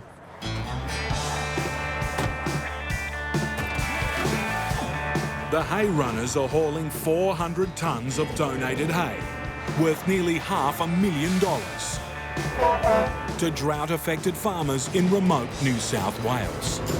Well, we've been up there in that dry country and they sure need it. That's why we're going there. Thanks very much. Do a great job, thank you. The convoy will stretch over 5 kilometres from front to back. From the rear, Bumper's overseeing the whole operation. I stay at the back just to make sure everyone's getting up there safe. But with 20 trucks to take care of, he needs an extra pair of eyes. It's going to be interesting when we get up here and see what the road's like. Right-hand man Roscoe Duggan keeps track of things near the front of the convoy. Most outback roads are pretty rough when they haven't had any rain.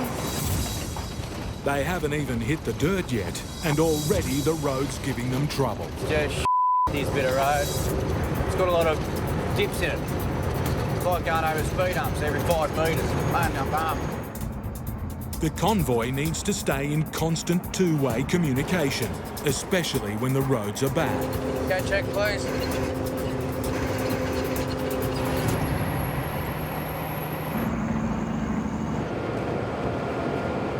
Bumper's 5 k's behind the front truck. and they can't hear him. Something on this turbo. The non-stop jolting has Bumper worried about his load. And since the truck's always rocking, cart and rolls, they'll loosen up. His bales are starting to move. He's got 30 of them, and each one weighs nearly half a tonne. And the camber on the corners go the wrong way.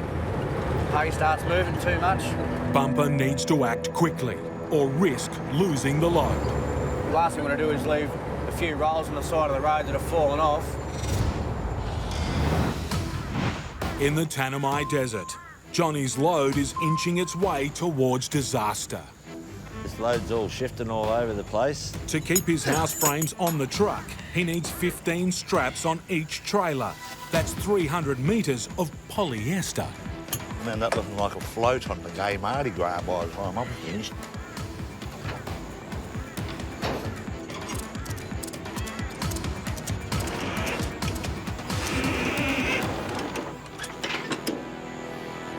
This road is pushing Johnny's freight in all directions.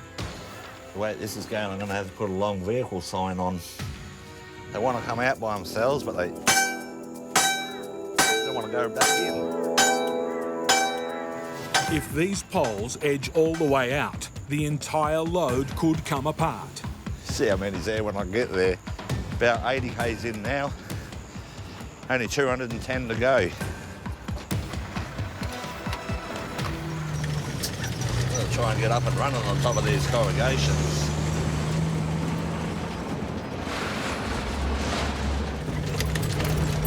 I'm supposed to be there, I told them, around mid-morning or lunchtime.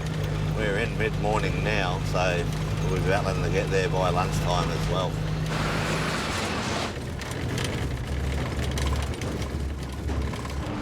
Eventually, the jarring corrugations give way to something softer, but equally dangerous. Sand holes. That's a deceiving hill, that. It's a slight grade that goes up and up, and there's been that much wheel spin there previous that it's just stirred it all up and made it like the beach. The beach is no place for a 30-tonne truck, and Johnny's doing his best to avoid the patches of soft sand.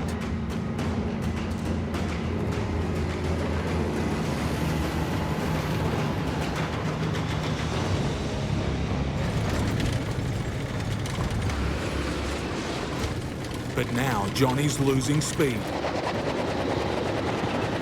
Yeah, that doesn't feel right. We're stuck. We're rolling. Gotta get out and have a look. This isn't good. His worst fears are quickly confirmed. This road's gotten so boggy, they've lost traction and it's stuck. He's dry bogged, 120 kilometres from his drop-off, and any help. We're meant to have another permit by the looks of it. Kurt Shepherd's been grounded on his run west across Australia. He's missing a crucial piece of paperwork for his oversized load. Is it expired? No, they reckon it's expired.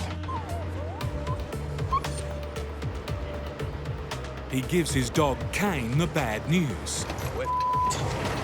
Kurt and Les have been told to park up until their permit is sorted. It's an oversight by the company, not me. We've got to stay here until we get confirmation that they've actually got the accreditation. We can't move. With unexpected time on his hands, Kurt has another crack at fixing his tarps. What we're going to do, I'm going to put a rope through here and through that hole in the floor, out the other side, tie it down, so that'll tie it in like that. The day's nearly done, and still no news about the missing permit. I've got to wait until the hierarchy sort the crap out, then we can run again. But I think we're going to be grounded here for the night, so that's it. Stranded in remote Western Australia, Kurt's thoughts turn to home and his 10-year-old daughter. Hello, Jessie. Are you all right? I'm in Western Australia, darling. I should be back next Wednesday, so I'll have you on the weekend. All right. Sorry I've been away so long. All right. I love you, darling. I'll talk to you soon. It's what makes this job so hard. Bumper Farrell and his 20-truck convoy are hauling hay to drought-affected farmers. But right now, he's got his own troubles. The last thing I want to do is leave a few rolls on the side of the road that have fallen off. His trailer's packed with over 10 tonnes of hay, and some of it's starting to come loose. We're going to pull up in this rest area, check all the straps, make sure they're right.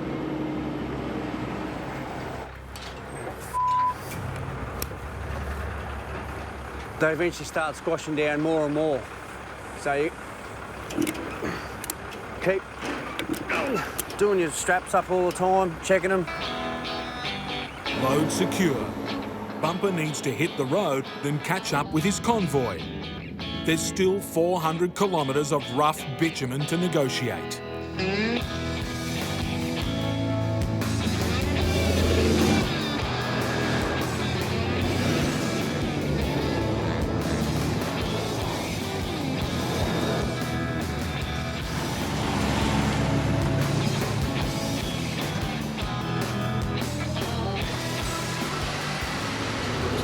We're tracking along bloody good. I'm really happy at the moment, even though it doesn't look like it on my face, but inside I'm having a party. The celebrations could be premature. The convoy is about to hit 200 kilometres of dirt road, transformed into a dust bowl by years of drought. Here we go, into the dust. How is it? It's pretty nasty. We can't see a bloody thing. Making matters worse, it's a calm, still day. There's no wind at all, so this dust is just going to hang like hell. We can't see a bloody thing. Yeah, the wind's not going anywhere, is it? No, I'm just going to stay back a bit until I can get out of the dust. Yeah, space them out, boys. It's a dust storm that's getting worse with every passing truck. Plenty of communication for the next 130 k's, right? Yeah, I can't see a thing. I've slowed right down to about 40 here. So if you just watch out coming up behind me. No, well, someone's got to go last. Bumper's eating the dust of 19 trucks. Turn your lights on so I can see you. I can't even see the friggin' road. Oh, this is where you want Mother Nature just to do a little fart, just move it. With so many trucks churning up the road, the surface is disintegrating. I'm finding it hard to try and find a good part of the road to stay in. To gain some visibility, the convoy's splitting apart. I'd have to be 10 k's behind the lead. Making communication difficult. Since I'm so far back, I can't hear what they're saying. So I don't know what the road's doing. What have we got? A truck on the other side of the road.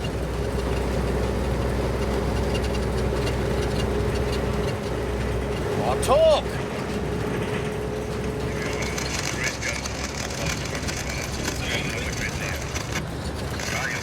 Bumper's lost his ears. Yeah, Bumper here. I need a lot of communication for us boys back here because we can't see anything. Dog. And now he's driving blind. The treacherous Tanami Road has stopped Johnny Dowell in his tracks. Going up a slight grade here, and this sand's gotten that loose. Now that I'm actually stopped and lost my momentum, it's going to be twice as hard to get going again. Before he even tries to escape the soft sands, he must make his freight safe. This load's all shifting all over the place. That's trying to work its way off the side. Another strap. He's due at his drop-off in Balgo, 120 kilometres away, in 2 hours. It's getting to the stage now. I'm going to run out of straps, run out of time, and run out of traction, all in one hit. And the truck's starting to overheat because it's pulling so hard through this. He's got a forklift booked for the unload. There's another one laying there. If he's late, he'll still be charged. But Johnny's first priority is damage control. This load is just getting longer and wider. and deeper. These keep working their way out so far that the ones on top of them will drop down and these will never go back in. He needs to knock this load back into shape. So,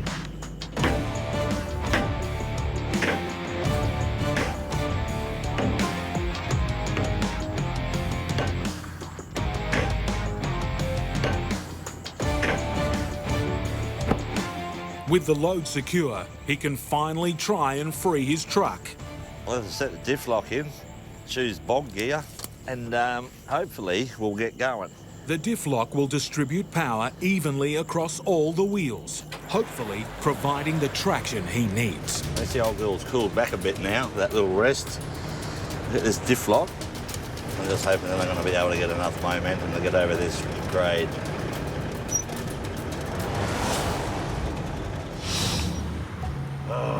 Kurt Shepherd's patience is running out. He's been grounded in Western Australia without the right permit to run an oversized load. Mate, have you heard anything? I can't get hold of anybody to find out what's going on. He's 2 days behind schedule and is desperate to get back on the road. Okay. I'm ringing main roads now. Oh, I'm just trying to find out how we're going about these permits, whether we can get them pushed along a bit, because... Yeah, I understand that, mate.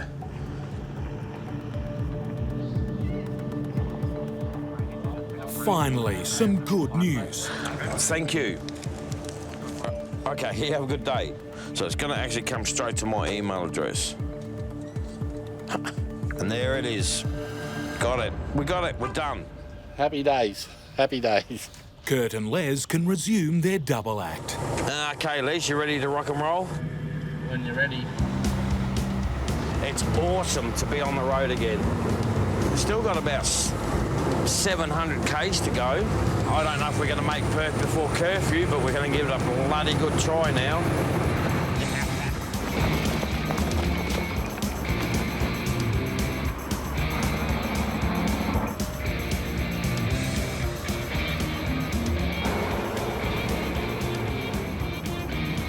We're on our last stretch now. Yeah. Against all odds, the tarp is still hanging on. When they lift it up off my trailer, I'll be waving bye-bye to the boat.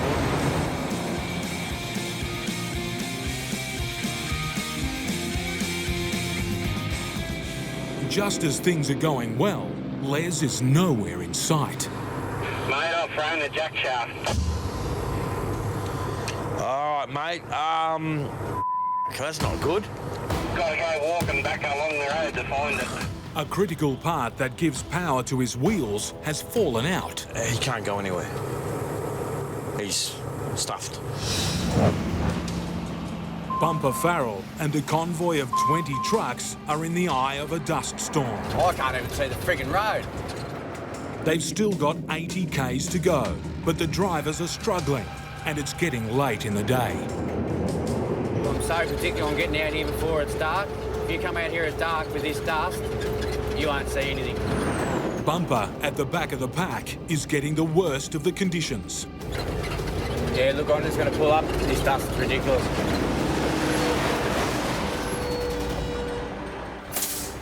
I'll get out and have a look and see what the go is. We're in the middle of nowhere now. That'd be 20 k's in front of us. By the time the dust has settled, it's fun and games, I can tell you. The convoy is completely split up. You on channel, Mickey Rosser? With the sun setting fast, Bumper needs to make up ground.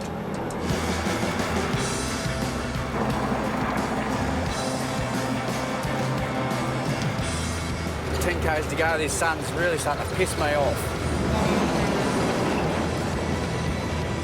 Luckily, firm ground is finally approaching. Just hit asphalt right now.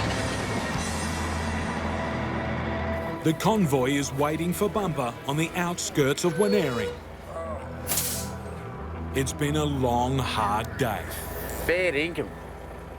And now they have to park 20 trucks in a tiny town with a population of 200 people. Thinking you might have towards around and come and just park anywhere where you can find a spot around town. We can do that, that'd be good, and we'll just unload first thing in the morning. I'll come down here, Brendan, and leave me dog trailer down there, I think. You can turn around up here easy. So we'll just go into town now and park across the road from the pub and that'll be it. I've had enough today. To get to their parking spot, the convoy need to pull a tight U-turn. Not so easy for Roscoe's 36-metre double road train. There goes the tyre, brakes, everything. I'm stuck across the road. Can I get a handy, please? He's busting an airline. The truck's brakes are locked on. Roscoe's blocking the entire road. He needs to get his truck moving again, and fast. I'm just hoping that I'm going to be able to get enough momentum to get over this grade. On the desolate Tanami Road, Johnny Dowell's fighting for traction on shifting desert sands. Not liking it. But it is moving. He's counting on more than 3 decades of outback trucking. Those movements getting slower. To get his rig out. Get myself into a set of wheel tracks and stay in them, I'll have more hope. Getting enough momentum up to stop the wheel spin. If you rush it and boot it, you'll just dig holes and bog yourself. It's painful progress, and Johnny's due to unload in less than an hour. It'll take a long time to get there at this rate. There. Stop the wheel spin. I'll go for another gear to get a little bit of rolling power. We're getting good momentum now. We've got nearly 10 kilometres per hour. He's clear of the sand, but Johnny's concerns are far from over. I've got to have a piece of paper sign that says that the load arrived, and there's a little bit that says in good condition. After 300 k's of brutalising road, Johnny's worried his load may be showing some scars. Could be worse, could be on fire.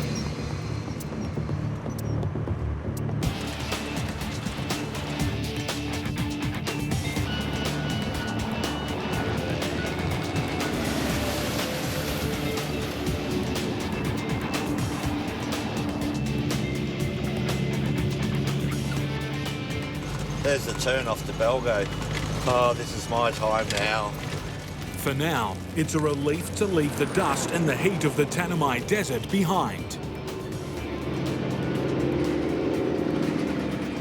Johnny's arrived at his drop-off point only an hour late, and the frames are still hanging in there.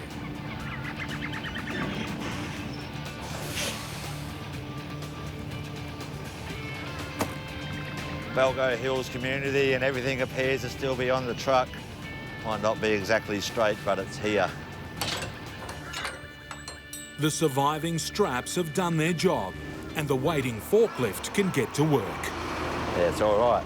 You're looking forward to this, eh? But the housing frames are precariously balanced, making it difficult to lift them off. Make sure we get these forks where the runs are. Until this steel is stacked neatly on the ground, it's Johnny's responsibility. Lift it straight up at that and see what happens. It's not tilting back far enough. Hang on before you put it down.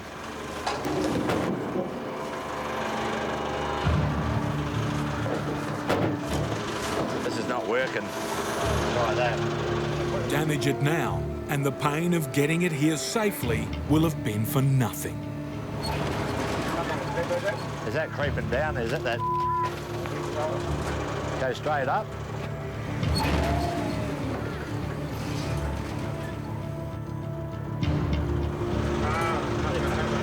Hang on. Yeah, well, I've got to go and find this jack shaft and then ring the boss back. Kurt Shepherd's truckie mate Les has lost a crucial part of his truck. Without the jack shaft, power from the engine can't reach the wheels. He can't go anywhere. On the side of the road, Les and his nephew recover the missing part. That is supposed to be like this. That's it, mate. I'm out now. Yeah. A few hundred metres up the road, there's little Kurt can do. I'm parked up on the side of the road, but I can't turn round.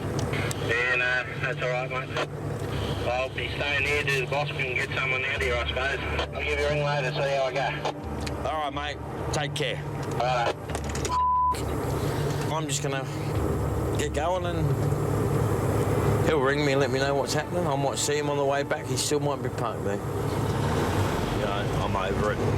This has just been one nightmare after another. You can't help not feeling sorry for him because of all the trouble we've had, the tarps, getting grounded and all that, and then to split 2 jack shafts, 600 k's out of Perth.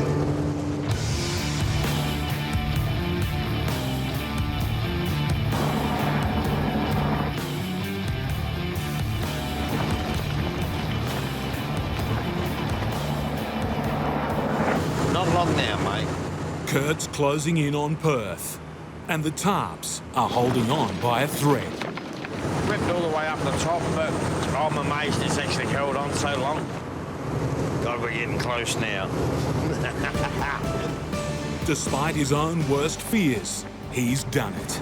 Didn't want it to beat me. I was getting frustrated and angry with myself because I didn't want this to beat me. If I had rhythm, I'd probably get out and do a little bit of a dance, but I got 2 left feet. Kurt survived low wires. We're stuffed. And high winds. It's all gone to very quickly. Taking an oversized load from coast to coast on a massive 4,000-kilometre run. Oh, that's it. Done. All the roof's still in. All that framework's still there. With perseverance and plenty of rope, his load and reputation are intact. Come here. Oh, you've done what you're told. Only 2 kilometres from its destination, the 20-truck hay convoy is at a standstill. I'm stuck across the road. Can I get a handy, please? While trying to turn his truck, Roscoe's broken an air line, locking his brakes. If he can't fix the truck, no one's getting through on this road tonight. He needs to replace the damaged cable, release the brakes, There, getting there. and get his 20-ton truck moving again. Turn it. Keep it going.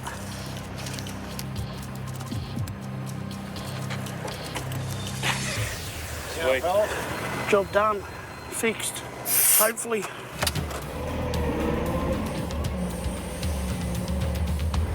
Should be high enough now. Yeah, that's good.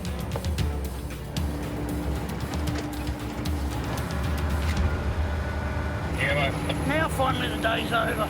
But tomorrow, there's still a huge job ahead. Unloading and distributing 710 bales of hay.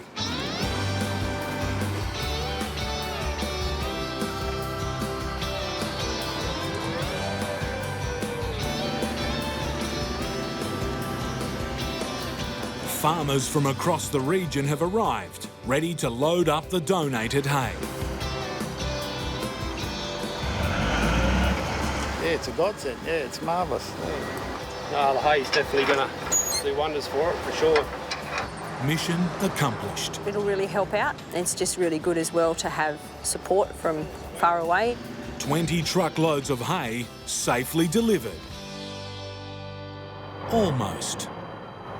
Bumpers back behind the wheel, making a 120-kilometre personal delivery to a farmer who doesn't have a big enough truck to pick up the hay. It's easy for me to just leave it on and we'll drop it out to him.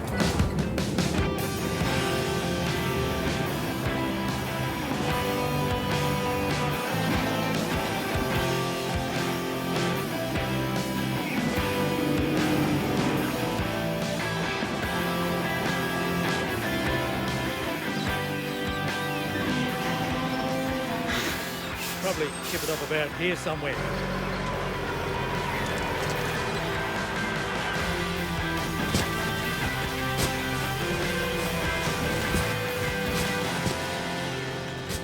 Very appreciative, Remy, and yourself. That's no worries. Welcome back anytime.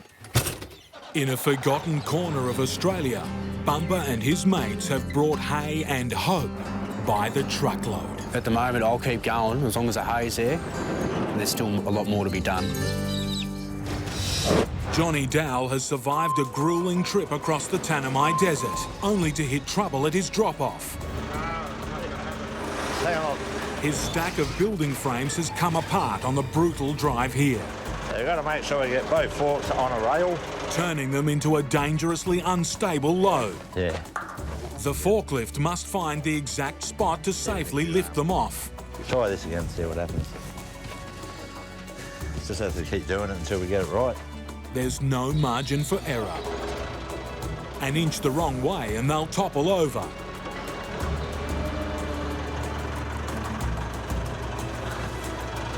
Yeah, that looks like it's a good one. Both of them are under at that. Just keep coming in a bit more. Give it full tilt back now, John, see what happens.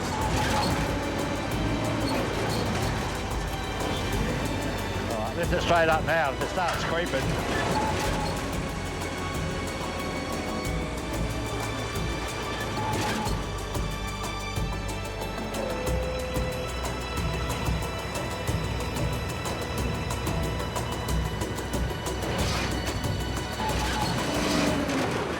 Yeah, that got it nice. These building materials survived the Tanami unscathed. Johnny's straps did their job until the end. I think it is the last strap. Making sure nothing fell off the back. Until now. Standing there. Lucky it was solid steel. The last few frames off and job done. That's like getting a cheque signed. Another successful delivery, money in his pocket, and a return load that won't budge. In Outback trucking, it doesn't get much better than this.